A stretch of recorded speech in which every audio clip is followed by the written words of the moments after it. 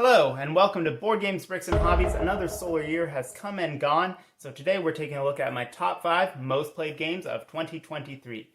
So this is going to be in order from least to most played. Starting with number 5, wait a second. Yeah, so it turns out a couple games were tied this year, so it's going to be a top 8, which is a little awkward, but we'll go with it. So I split the tied games by just whatever one was played most recently. So coming in at number 5, we have Forbidden Desert. This is a cooperative game where you're going through the desert searching for parts of an ancient airship. I enjoy it. I use this to introduce a couple new players to gaming this year, so that's why it got a lot of plays. And while I still think I enjoy Forbidden Island a bit more, this is the one I own, so that's the one that got played. Coming in also at the number 5 spot, we have King of New York. Now, I'm in the minority on this one. I prefer King of New York to its simpler cousin, King of Tokyo, because I like going around and smashing buildings, and basically if you take Godzilla and Cthulhu and mash them together, you get this game. And it's just fun to chuck these big dice and just score points, smash things, be a monster. That is King of New York.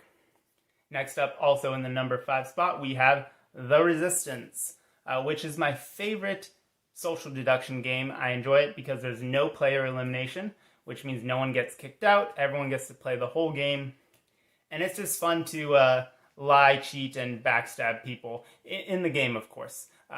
And there's a couple moving parts, and I've got a couple expansions with characters that change things up a bit. So that is The Resistance. Next up here in the number 4 spot, we have Dominion.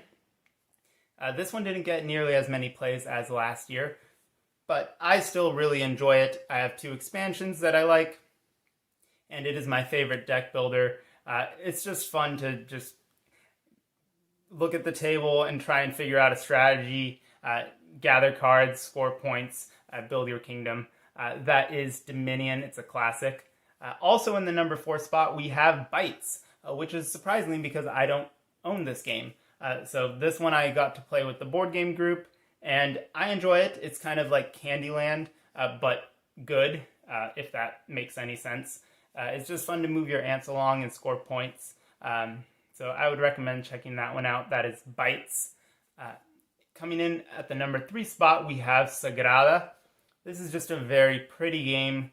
It's a dice drafting game, so it works with any number of players from 2 to 6, and it's great because it's drafting, so it doesn't really add too much more time, and it's very satisfying to just place the dice in their spots, and at the end it gets a little crunchy because your placement is more limited, and I really enjoy it. That is Sagrada.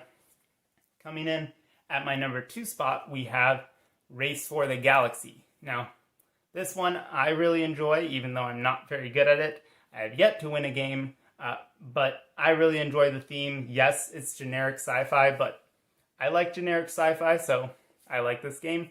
And I've got an expansion in there that I haven't played yet, but maybe this year. That is Race for the Galaxy. And coming in at the number 1 spot, we have... Oh, shoot. Well, I'm going to lose any credibility that I had. But number 1 is actually Uno Ultimate. Yeah, I don't know how that happened. Actually, I know exactly what happened. Because, like I said in my review, this is not just a blatant cash grab. They actually took the Uno formula and improved it. It's crazy. But it's a simple, quick game. You can knock it out in 10 to 15 minutes. Maybe 10 to 20. But it's simple. It's streamlined. It's easy to introduce new players, and I think that's why it got so many plays this year. It's my number 1 most played game, and yeah, I don't have any excuses. That's just the way it worked out. So before I wrap up here, I just wanted to go over some games that I want to play more this year, specifically Dominion and Race for the Galaxy. Now, those 2 did make the list, but I want to play them more. I really want to figure out how to have any semblance of strategy in Race.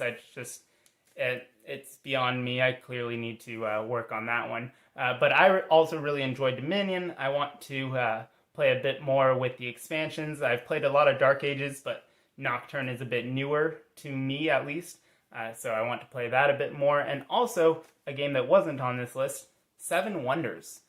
I really enjoy Seven Wonders. I play it a lot with 2 players, which, again, I'm in the minority. I think that Seven Wonders with 2 players is better than Seven Wonders Duel, but again, clearly in the minority on that one. Half of my plays are with 2 players, and I really enjoy Seven Wonders. It's a great drafting game, and I love the theme. So those are just a couple games that I want to play more this year. We'll see what happens. Now let me know your top 5 in the comments. What games did you enjoy playing last year? And which ones do you hope to play more this year? Also consider subscribing to Board Games, Bricks, and Hobbies. Take care. Bye.